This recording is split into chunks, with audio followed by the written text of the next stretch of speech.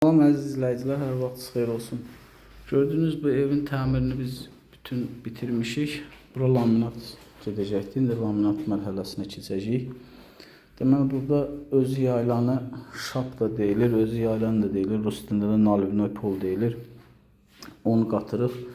İndi inşallah çəkirik, tökəcəyik yerə. Yerə tökəndə sizə göstərəcəyik.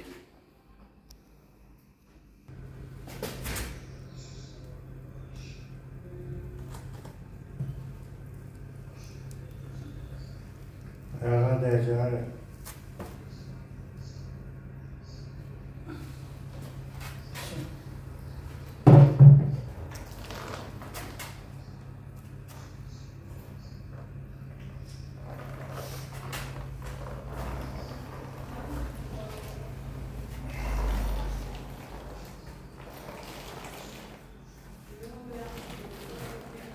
Şunu çək. Yerine.